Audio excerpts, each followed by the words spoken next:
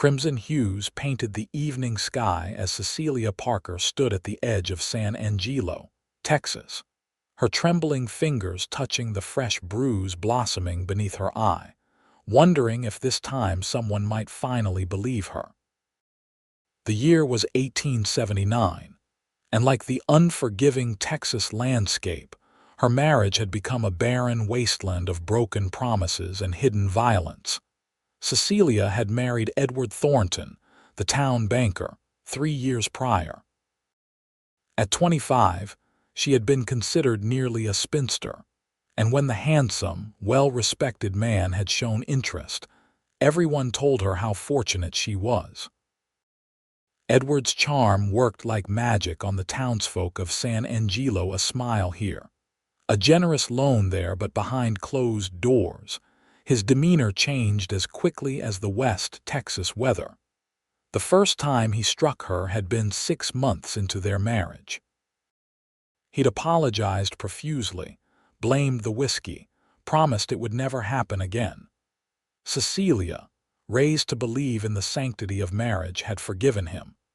But like the summer storms that rolled across the plains, his violence returned with increasing frequency and intensity. "Just clumsy, that's all," she murmured to herself, practicing the explanation she'd give in town tomorrow. The same explanation she'd been giving for years now. No one questioned it anymore.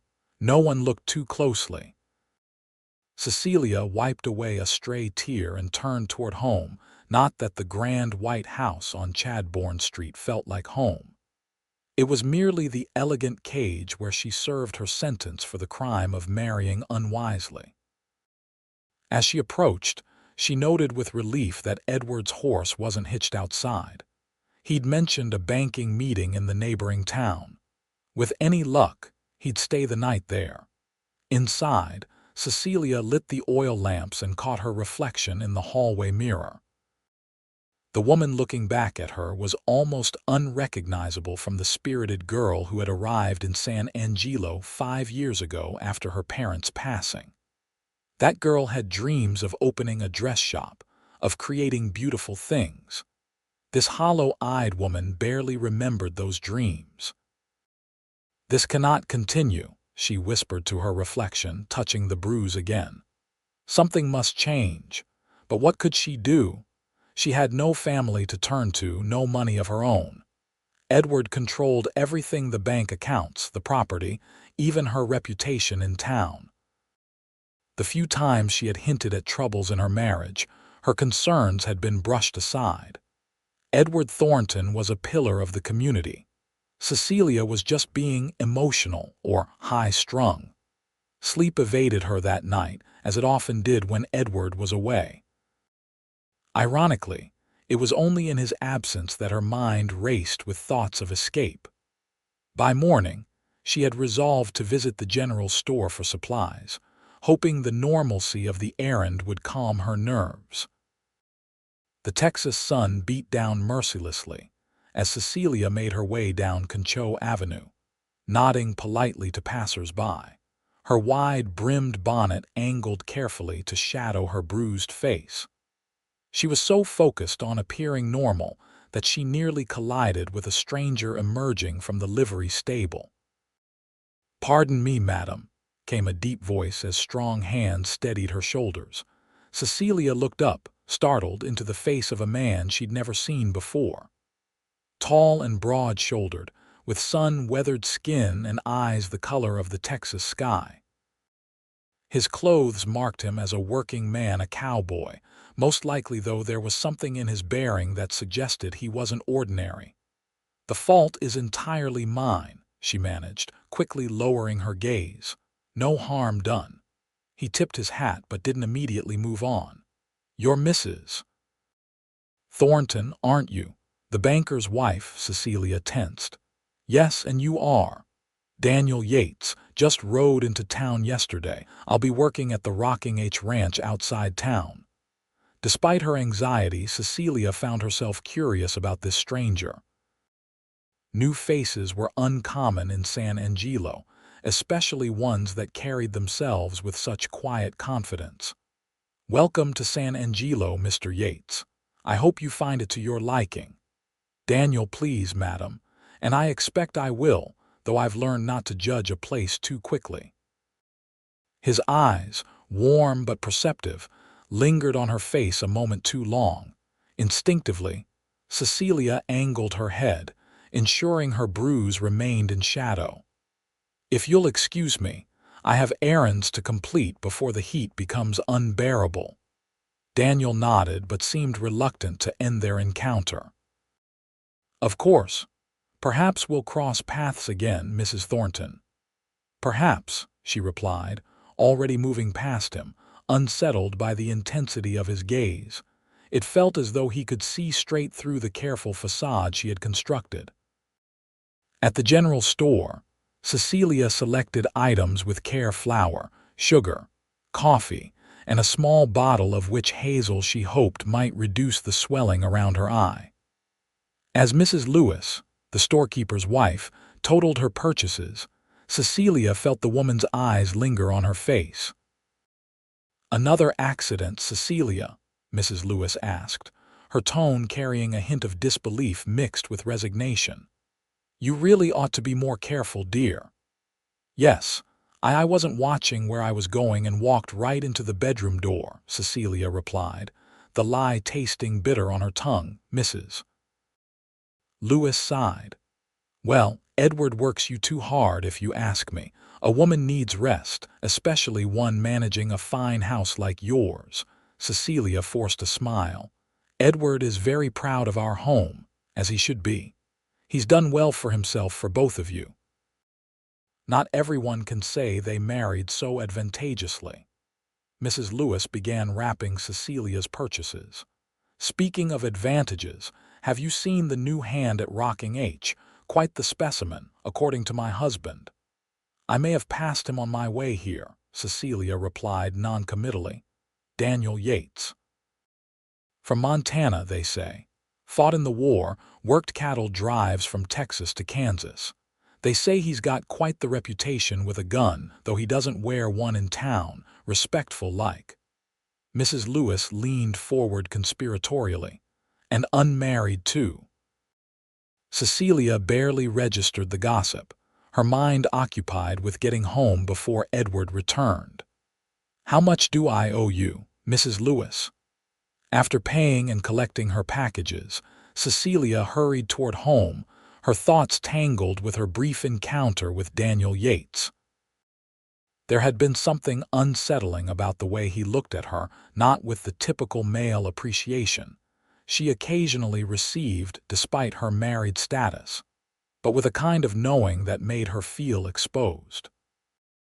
Her unease only grew when she arrived home to find Edward's horse already in the stable. He wasn't supposed to return until tomorrow. Taking a deep breath, Cecilia entered through the kitchen, hoping to delay their encounter long enough to compose herself. But Edward was waiting for her in the parlor, a glass of whiskey in his hand despite the early hour. "Where have you been?" he demanded, his voice deceptively calm. "Just to the general store, Edward. We needed supplies." She kept her tone light, placating. Edward rose from his armchair, setting down his drink with deliberate care. "And you thought it appropriate to parade your face around town, to let everyone see what a clumsy fool you are." Cecilia swallowed hard. "I wore my bonnet. No one noticed anything." "Liar." He moved closer and Cecilia fought the urge to step back. "Mrs. Jenkins called on me at the bank before I left yesterday, said she was concerned about you, said you seemed unwell lately." "She's mistaken. I'm perfectly fine."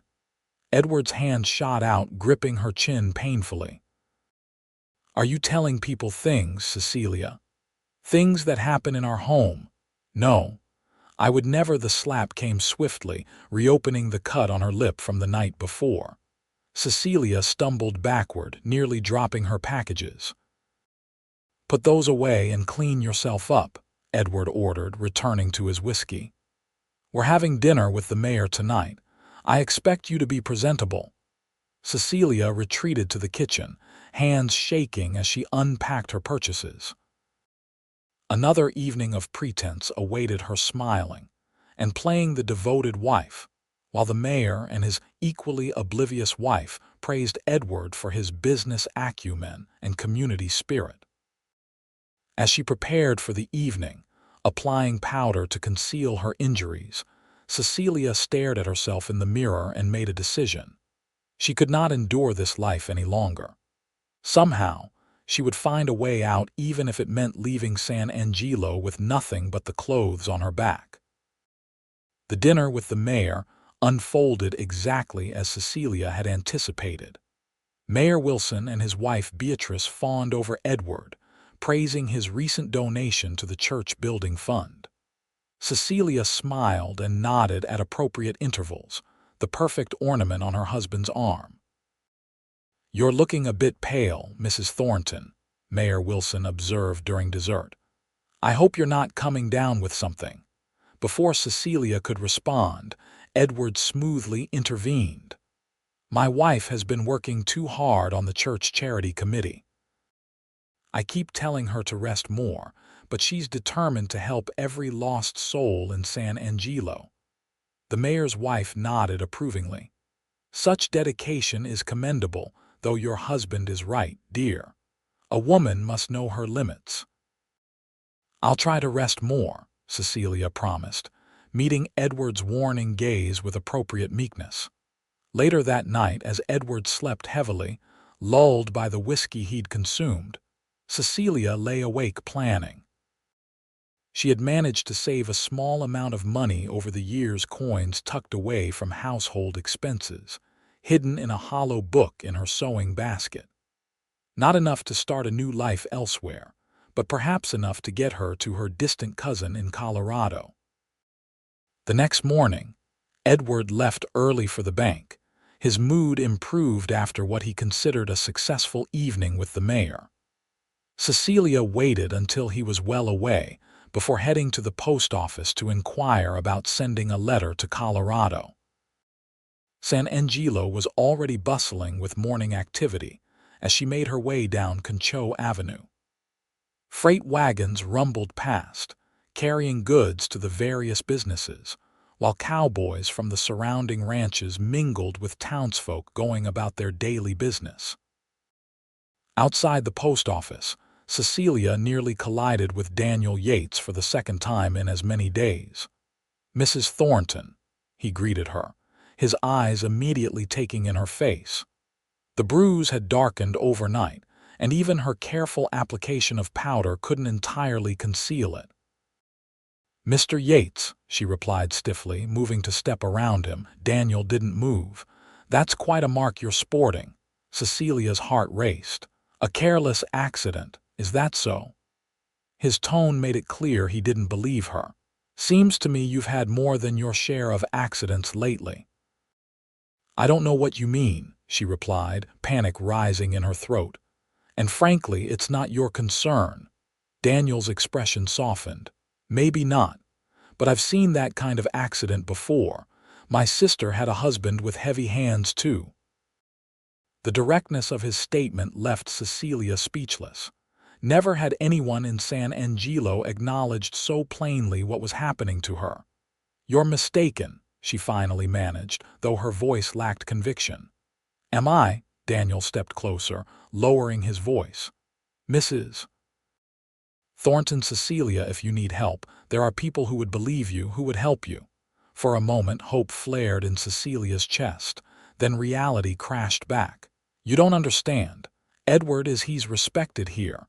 No one would take my word over his." "I would." 3 simple words, yet they shook Cecilia to her core. She stared at this stranger, this cowboy who had no reason to involve himself in her troubles. "Why would you do that?" Daniel's gaze was steady. "Because I've seen what happens when no one stands up for someone who needs it." Cecilia glanced around nervously, aware they were drawing curious looks from passers-by. "I appreciate your concern, Mr. Yates, but I really must go." Daniel nodded, stepping aside. "I'll be at the Rocking H if you change your mind. Ask for me anytime." Inside the post office, Cecilia's hands trembled as she purchased paper and an envelope. Daniel Yates's words echoed in her mind. Someone believed her. Someone saw through Edward's carefully cultivated image. It was both terrifying and exhilarating. She penned a brief letter to her cousin in Colorado, carefully wording her request for a visit without revealing her true circumstances. After posting it, she headed toward the millinery shop, needing ribbons to repair a bonnet, a normal errand that would give her an alibi for her time in town. As she passed the Silver Dollar Saloon, Cecilia heard a familiar laugh that froze her blood. Edward was supposed to be at the bank, yet there he was, emerging from the saloon with several of the town's businessmen. His face was flushed with drink, his eyes sharp despite the early hour. Cecilia ducked into the nearest doorway, the town's small bookshop. Through the window, she watched Edward bid goodbye to his companions and head in the direction of the bank. Only when he was well out of sight did she allow herself to breathe again. "Looking for something specific, Mrs. Thornton?" asked Mr. Abernathy, the elderly bookkeeper. "Just browsing," she replied, forcing a smile. "Do you have any new novels?" As Mr. Abernathy showed her the latest shipment of books, Cecilia's mind raced. Edward rarely drank during the day. Something must have upset him or pleased him greatly. Either way, it meant he would be unpredictable tonight. She selected a book she had no interest in reading, paid for it, and continued to the millinery shop, her earlier purpose nearly forgotten in her anxiety.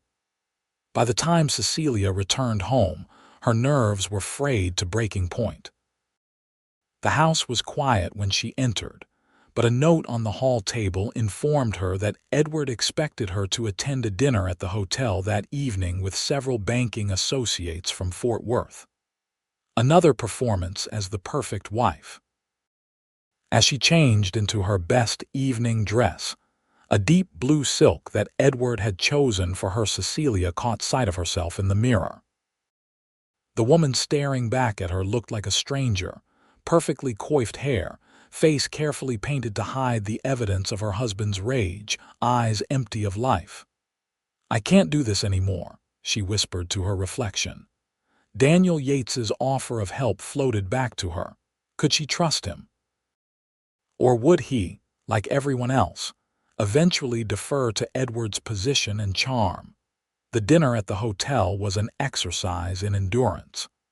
Edward kept a possessive hand on her waist, squeezing painfully whenever he felt she wasn't being attentive enough to his associates.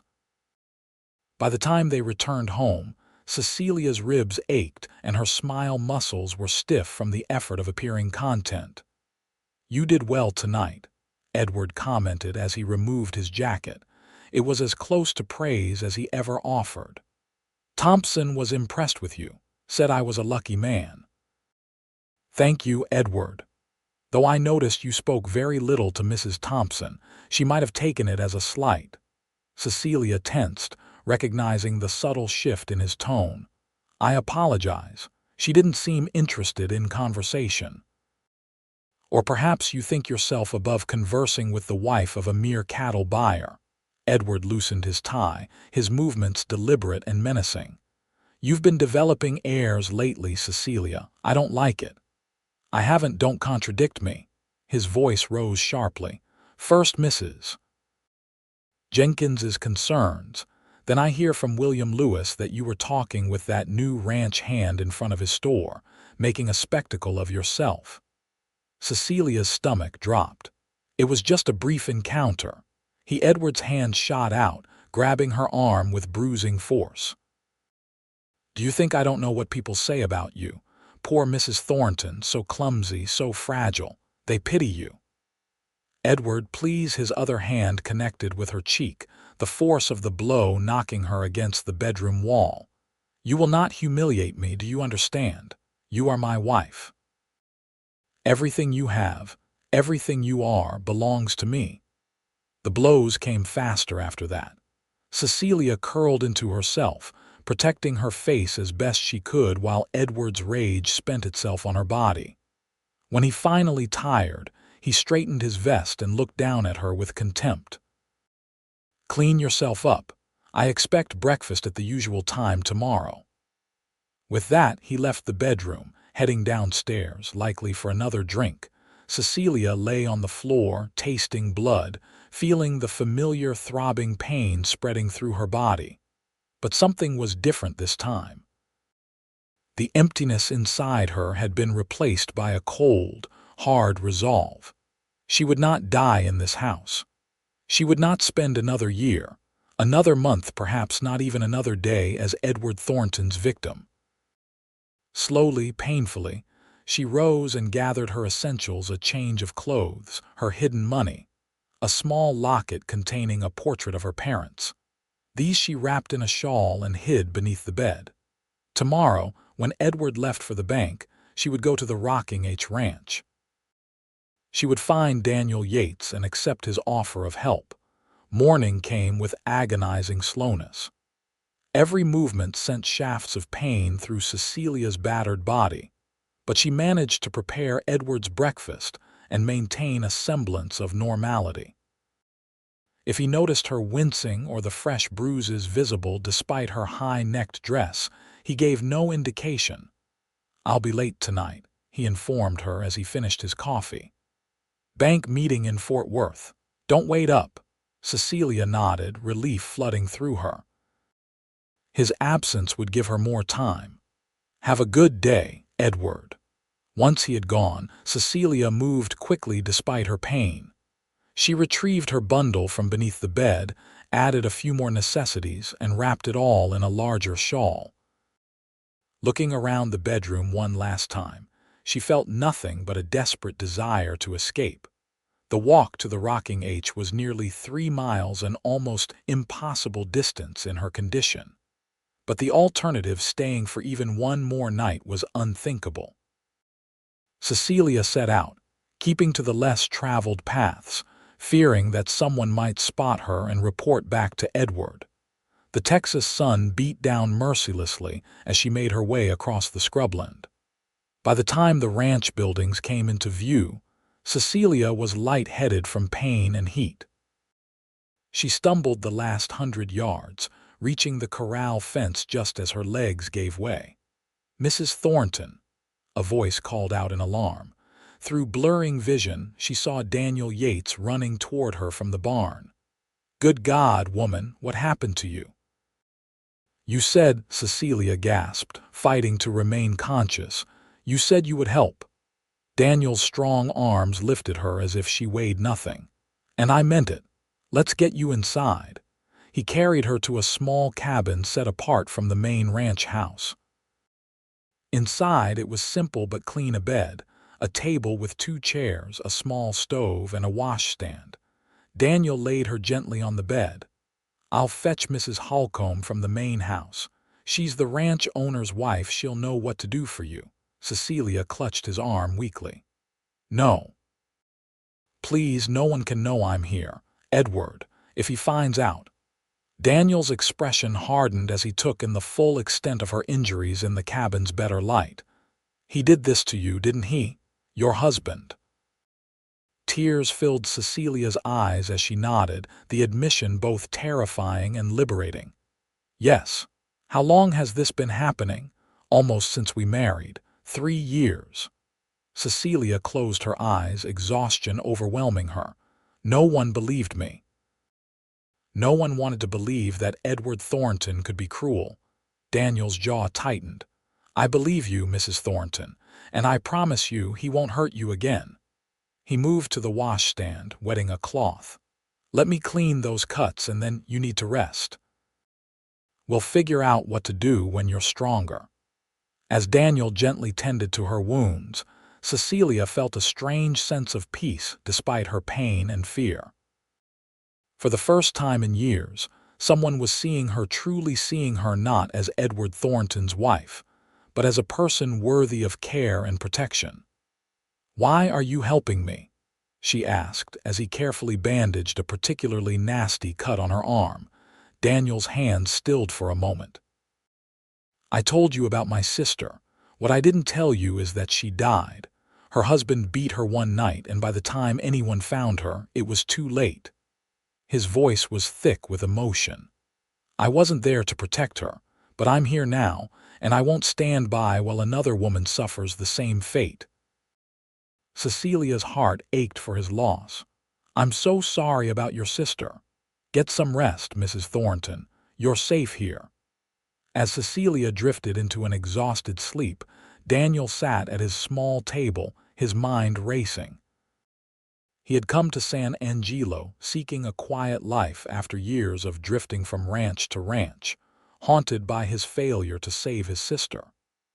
Now, he found himself once again facing the kind of man he despised most, a coward who used his strength against those weaker than himself. Daniel knew that simply hiding Cecilia wouldn't solve the problem. Edward Thornton wouldn't let his wife go without a fight. The man's pride and position in town would demand he find her and bring her back or punish her for leaving. They needed a more permanent solution. When Cecilia awoke hours later, Daniel was still at the table, cleaning his revolver, a well-worn Colt Peacemaker that had seen its share of use during his years on the frontier. "How long have I been asleep?" she asked, her voice rough with thirst. Daniel quickly set aside the weapon and brought her a cup of water. "About 5 hours. How are you feeling?" "Like I've been trampled by a herd of cattle," she admitted, taking small sips. "But better, clearer." "Good." Daniel pulled a chair beside the bed. "Mrs. Thornton, Cecilia, please." "After all this, I think we can dispense with formalities." He nodded. "Cecilia, then, we need to talk about what happens next. Your husband will be looking for you by morning, if not sooner." Fear flickered across her face. "I know. I thought perhaps I could leave San Angelo. I have a cousin in Colorado. That might be best, eventually. But first we need to make sure Thornton won't come after you." Daniel's expression was grim. "Men like him don't let go easily." "What are you suggesting?" Daniel chose his words carefully. "I'm suggesting we need to make it clear to him that continuing to pursue you would be unwise." Cecilia studied his face, understanding dawning in her eyes. "You mean to confront him?" "Yes. He's a powerful man in this town, Daniel. He has connections, influence. And I have a gun and a clear conscience." Daniel leaned forward. "I'm not proposing to kill him, Cecilia. That would solve nothing and would only make you a widow connected to a murder. But I do intend to make sure he understands that you are no longer his to torment." Cecilia considered his words. The thought of confronting Edward terrified her, yet she knew Daniel was right. Simply running wouldn't free her, not completely. "What do you need me to do?" "For now, rest and heal. I'll arrange for you to stay somewhere safer than my cabin, somewhere Edward wouldn't think to look. Then we'll deal with your husband." Over the next 2 days, Cecilia regained some of her strength. Daniel, true to his word, arranged for her to stay in an abandoned line shack on the far edge of the Rocking H property. It was basic but secure, and far enough from the main ranch operations that her presence would go unnoticed by the other hands. During this time, Daniel made discreet inquiries in town. Edward Thornton had indeed raised an alarm about his missing wife, presenting himself as the concerned husband worried about his fragile spouse, who had wandered off in a state of confusion. A search party had been organized, focusing on the area around San Angelo. "He's playing the grieving husband perfectly," Daniel reported when he visited Cecilia on the 3rd day. "Half the town is out looking for you, believing you've had some kind of breakdown." Cecilia's mouth twisted bitterly. "Of course they believe him. They always do." "Not everyone," Daniel countered. "I spoke with Mrs. Lewis at the general store. She asked some very pointed questions about when you were last seen and whether anyone had checked if any of your belongings were missing." Hope fluttered in Cecilia's chest. She suspected I might have left deliberately. "I believe so, though she didn't say it outright." Daniel sat on the cabin's only chair. "There's something else. Edward's been drinking heavily since you left.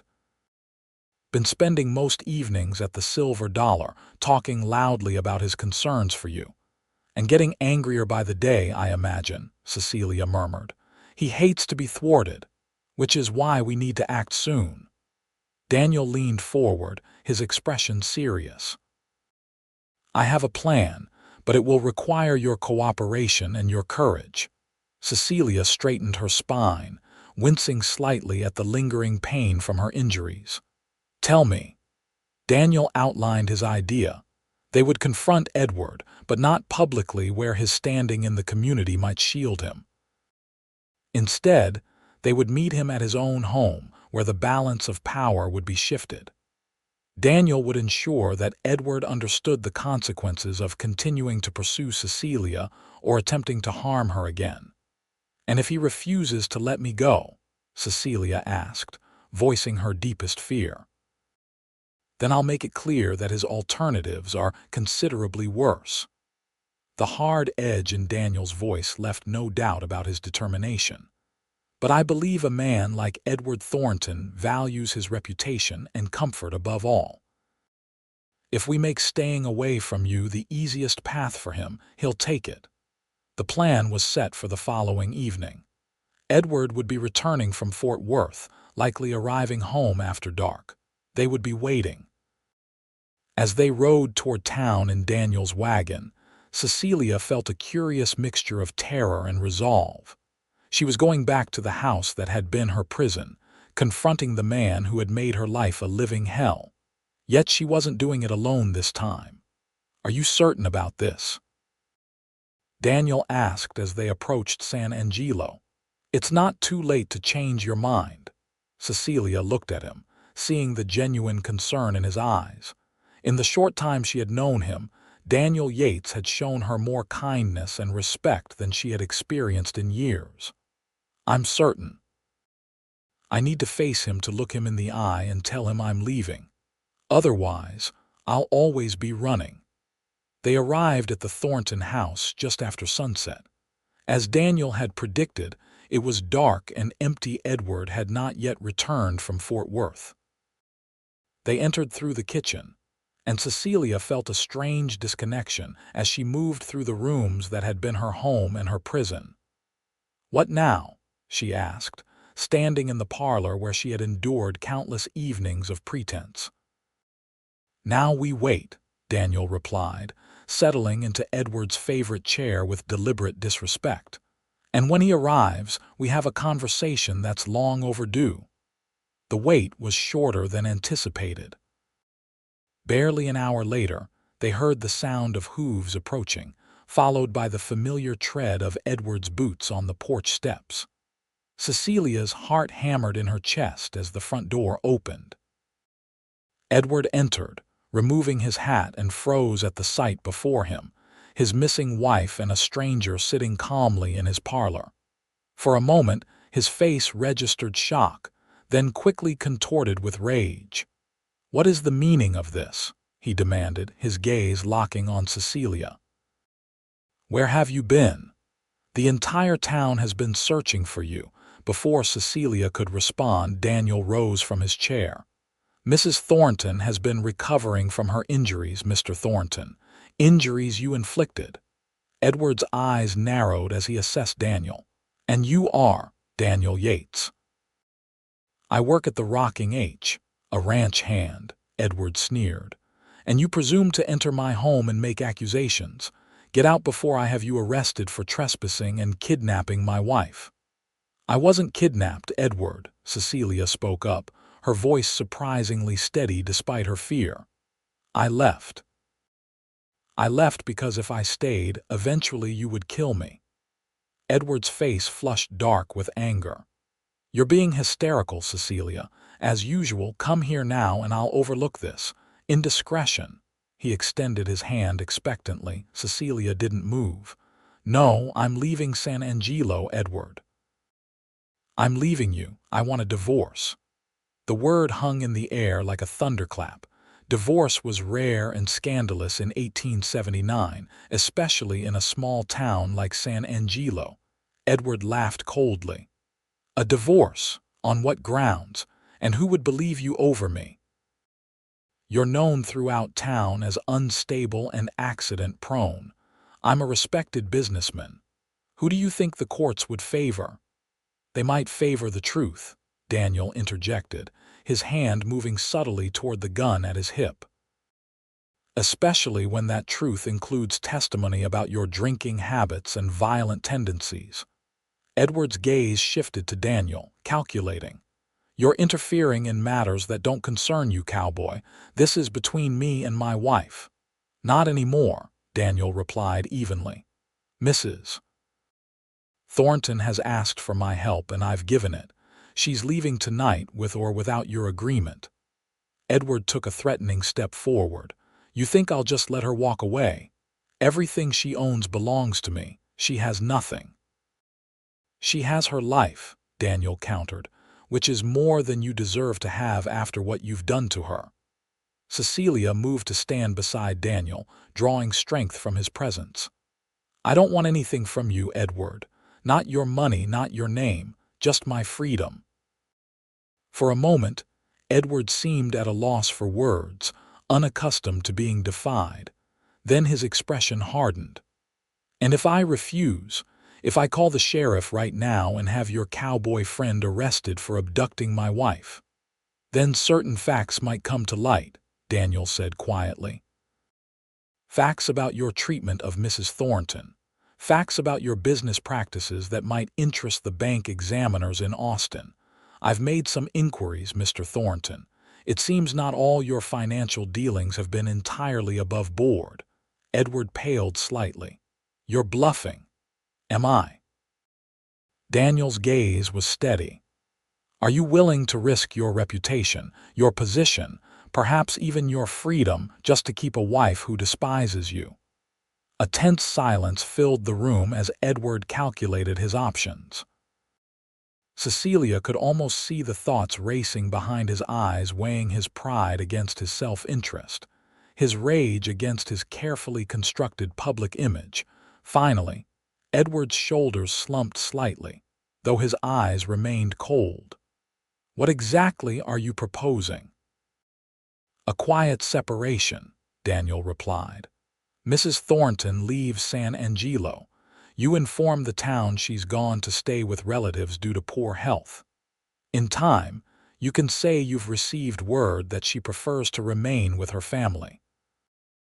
Eventually, you can discreetly arrange a divorce on grounds of abandonment. And in return, you maintain your reputation and position in San Angelo. No one needs to know what kind of man you really are. Edward's gaze shifted to Cecilia, hatred plain in his eyes. And you agree to this arrangement? Yes. Cecilia met his gaze without flinching. I want nothing from you, Edward, not a penny, just my freedom and your word that you'll never seek me out again. For a moment, Cecilia thought he might refuse, might lash out in rage as he had so many times before. But the calculation in Edward's eyes told her he was weighing the costs, his pride against his comfort, his anger against his public image. Fine, he spat finally. Take her. She was never worth the trouble anyway. Relief washed over Cecilia, so powerful she nearly staggered. I'll collect my personal belongings and be gone within the hour. You'll take nothing but your clothes, Edward snapped. Everything else belongs to me. Daniel's hand moved to his gun again. She'll take her personal belongings, Thornton. Items that have no value to you except as a means to hurt her. Don't push your luck. Edward's jaw tightened, but he gave a curt nod. 1 hour. Then I never want to see either of you again. As Edward stormed out of the parlor toward his study, Cecilia released a breath she hadn't realized she was holding. He agreed, she whispered, hardly believing it. Men like Edward always choose self-preservation in the end, Daniel replied, gently touching her arm. Let's gather your things quickly. I don't trust him to keep his temper in check for long. Upstairs in the bedroom she had shared with Edward, Cecilia moved efficiently, taking only what truly mattered to her, her mother's jewelry, family photographs, the quilt her grandmother had made, and her own clothes. As she packed, she felt a curious lightness, as if shedding the physical trappings of her marriage was freeing her spirit as well. Daniel stood guard at the bedroom door, alert to any sound that might indicate Edward was coming upstairs. "Are you nearly finished?" he asked softly. "Yes." Cecilia closed her trunk and looked around the room one last time. "There's nothing else here that matters." Together, they carried the trunk downstairs. Edward was nowhere to be seen, though they could hear him moving about in his study, the occasional sound of glass against glass, suggesting he was seeking solace in whiskey. Outside, Daniel loaded Cecilia's trunk onto his wagon. The night air was cool and sweet, carrying the scent of mesquite and distant rain. As they drove away from the house on Chadbourne Street, Cecilia didn't look back. "Where will you go now?" Daniel asked as they reached the edge of town. "My cousin in Colorado has a millinery shop. She offered me a position years ago before I married Edward.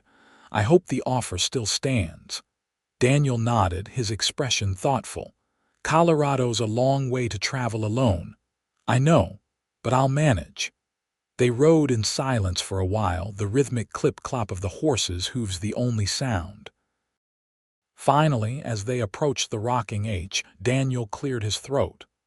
"I've been thinking, Cecilia. I have some business in Denver next month. If you were to wait, we could travel together, for safety's sake." Cecilia studied his profile in the moonlight. "What business do you have in Denver, Daniel?" He hesitated, then smiled slightly. "None, actually, but I could find some if it meant ensuring you reached your destination safely." The warmth that spread through Cecilia's chest had nothing to do with fear or anxiety this time. It was something else entirely, something she had almost forgotten could exist. "That's very kind of you." "It's not kindness," Daniel replied softly. Well, I find myself reluctant to say goodbye just yet." The admission hung in the air between them, fragile and new. Cecilia felt her heart quicken. "I find myself feeling the same way." Daniel's smile widened. "Then it's settled. We'll leave for Colorado together once we're certain Edward has accepted the situation." The following weeks were a revelation for Cecilia. She stayed in the line shack on the rocking H property, gradually healing both physically and emotionally. Daniel visited daily, bringing supplies, news from town, and increasingly, simply his presence. They talked for hours about his years driving cattle, about her dreams of designing dresses, about the books they'd read, and the places they'd seen. Daniel never pushed, never presumed, treating her with a respect that helped rebuild her shattered confidence. In town, as Daniel had predicted, Edward maintained the fiction that his wife had gone to stay with relatives due to her health. The story was accepted with little question after all. Everyone knew Cecilia Thornton was a fragile creature, always suffering some ailment or another, only Mrs. Lewis at the general store seemed skeptical, cornering Daniel one day to ask pointed questions about Cecilia's whereabouts. "She's safe," was all Daniel would say, "and happier than she's been in a long time." Mrs. Lewis had studied him for a long moment before nodding. "Good, that's good to hear. She deserved better than she got in this town." With that cryptic statement, she had returned to her duties, leaving Daniel to wonder just how many people in San Angelo had suspected the truth about the Thornton marriage. As the date for their departure to Colorado approached, Cecilia found herself experiencing conflicting emotions. She was eager to start her new life, yet increasingly reluctant to say goodbye to Daniel, whose steady presence had become the foundation of her recovering sense of self. "What will you do after you've delivered me safely to my cousin?" she asked one evening as they sat outside the line shack, watching the Texas sunset paint the sky in brilliant oranges and pinks. Daniel considered the question. I hadn't thought that far ahead. Return to the rocking H, perhaps. Or maybe look for work further north. You don't have to leave Colorado immediately, Cecilia ventured, her heart racing at her own boldness. Denver is a growing city. I'm sure there are opportunities for a man with your skills. Daniel's gaze met hers, warm and questioning.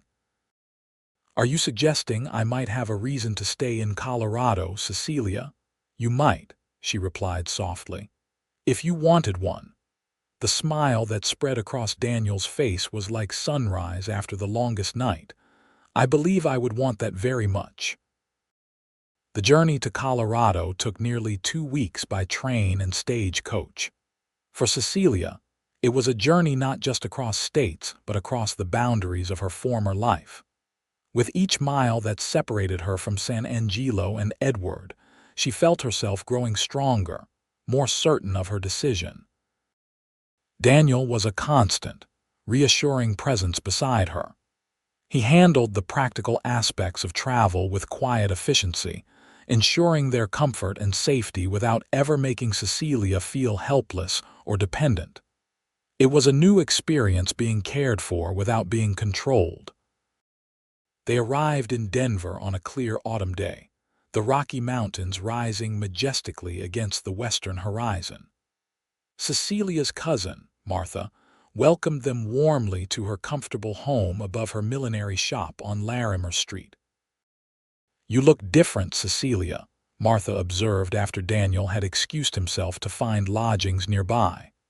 There's a light in your eyes I haven't seen since we were girls. Cecilia smiled, realizing the truth of her cousin's words. I feel different, free. Martha nodded approvingly.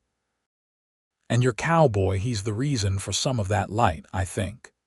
He's not my cowboy, Cecilia protested, though she couldn't stop the blush that rose to her cheeks.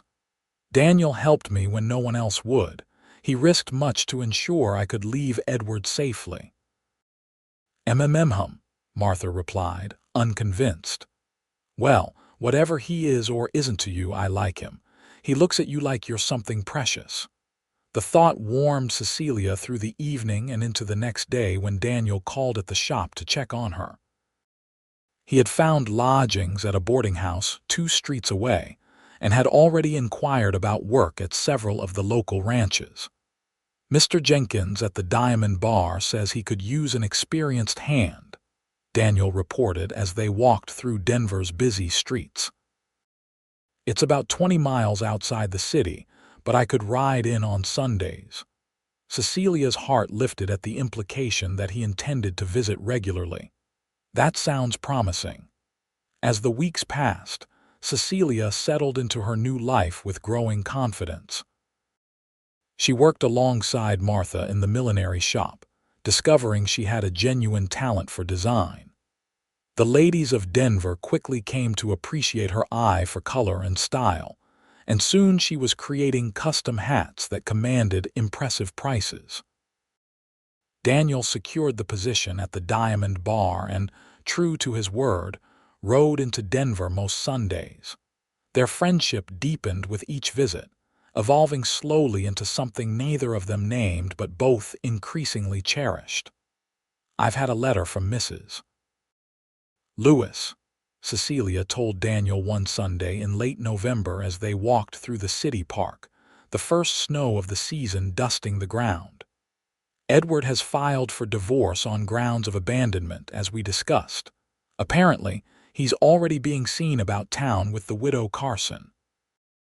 Daniel studied her face carefully. How do you feel about that? Cecilia considered the question honestly. Relieved, mostly, and sorry for Mrs. Carson, though she may fare better with him than I did. She has her late husband's fortune to protect her, at least.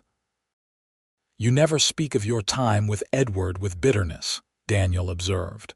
Most would. Bitterness would only give him continued power over me, Cecilia replied. I prefer to look forward, not back. Daniel's hand found hers, warm despite the winter chill. That's one of the things I admire most about you, Cecilia, your strength, she laughed softly. I never thought of myself as strong before, quite the opposite. Surviving what you did required strength, leaving required courage. Daniel squeezed her hand gently. You had both, even when you didn't recognize them in yourself. They walked in comfortable silence for a while, their breath forming small clouds in the crisp air. Finally, Daniel stopped beneath a snow-laden tree, turning to face her. Cecilia, I've been thinking about my position at the Diamond Bar. Oh, a flicker of anxiety passed through her. Are you considering leaving Colorado? No, he said quickly. Quite the opposite. Mr. Jenkins has offered me a partnership in the ranch. His sons have both moved east, and he needs someone he trusts to help manage the operation. Cecilia's face lit with genuine pleasure. Daniel, that's wonderful. You deserve such an opportunity. There's more. Daniel took both her hands in his. If I accept, I'd be building a house on the property. A proper house, not just a cabin. Of course you would, Cecilia nodded, unsure why he seemed so nervous about this development. Daniel took a deep breath. What I'm trying to say rather poorly is that I don't want to build that house for just myself. I want to build it for us. Cecilia's breath caught. Us? I love you, Cecilia. The words came out in a rush now. I think I've loved you since that day you found the courage to come to the Rocking H, trusting me when you had every reason to trust no man ever again. I know it may be too soon, that you may need more time to heal from your past, but I wanted you to know my heart. Tears filled Cecilia's eyes, but they were tears of joy, not sorrow. It's not too soon, Daniel, not for me. His face lit with hope. Then you might consider. That is, would you do me the honor of becoming my wife? Not now necessarily, but when you feel ready. Cecilia stepped closer, her heart full to bursting. I would consider it the greatest blessing of my life. When Daniel kissed her, it was with a gentleness that spoke volumes about the man he was: respectful, patient, and deeply loving. Cecilia melted into his embrace, knowing with absolute certainty that she had found not just safety but genuine happiness. They were married the following spring in a small ceremony in Martha's garden. Cecilia wore a dress of pale blue silk that she had designed herself, with a matching hat adorned with forget-me-nots. Daniel looked handsome and somewhat awed in a new suit, his weathered hands gentle as he placed a simple gold band on her finger. I promise to cherish and respect you all the days of my life, he vowed, his voice steady and sure. To be your partner in all things, and to never let a day pass without showing you how much you are loved. Cecilia's own vows were simple but heartfelt. I promise to trust in your goodness, to stand beside you through whatever life brings us, and to build with you a home filled with love and kindness. Their home on the Diamond Bar Ranch quickly became known for its warmth and hospitality. Cecilia continued to design hats, setting up a small workroom in their house where ladies from Denver would travel for consultations. Daniel's partnership with Mr. Jenkins flourished, bringing stability and prosperity to the ranch. In the summer of 1881, their first child was born, a son they named James, after Daniel's father. 2 years later, they welcomed a daughter, Rose. Watching Daniel with their children, Cecilia often marveled at how differently her life had turned out from what she had feared during those dark years in San Angelo. News from Texas reached them occasionally. Edward had indeed married the widow Carson, though the marriage was reportedly stormy.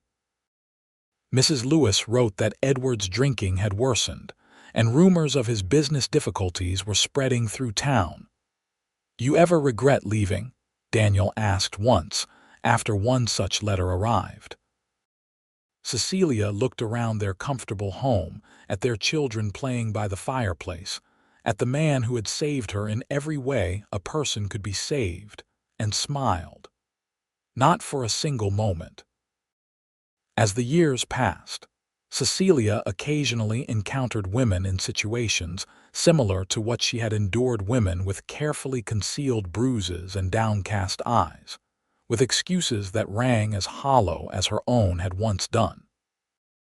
To these women, she offered what Daniel had once offered her: belief, support, and a path to safety. Together, they quietly established a fund to help such women start new lives, channeling some of the profits from both the ranch and Cecilia's increasingly successful design business.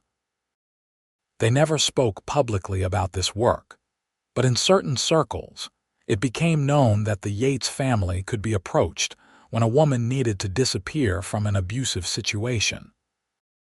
On their 10th wedding anniversary, as they sat on the porch of their home watching the sunset paint the Rocky Mountains in gold and crimson, Daniel took Cecilia's hand in his.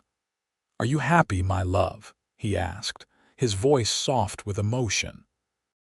Cecilia leaned her head against his shoulder, her heart full of gratitude for the life they had built together. "Completely. You gave me back myself, Daniel. There is no greater gift." "You did that yourself," he corrected gently. "All I did was believe you when you said you needed help." "Sometimes that's all it takes," Cecilia replied. "One person who believes." As darkness fell over the Colorado landscape, Cecilia reflected on the journey that had brought her here, from the frightened, abused wife in San Angelo to the confident, beloved woman she was now. She had survived. She had healed. And with Daniel beside her, she had discovered a life richer and more fulfilling than she had ever dared to imagine. In the distance, their children's laughter drifted from the house, a sound that never failed to fill her with joy. Daniel's arm tightened around her shoulders, a gesture of love and protection that held nothing of possession or control. "What are you thinking about?" he asked. Cecilia smiled up at the man who had changed her life by simply offering what no one else had: belief in her truth, respect for her courage, and love without conditions. "I'm thinking about how sometimes the end of one story is just the beginning of a better one," she replied. "And how grateful I am that you helped me turn the page."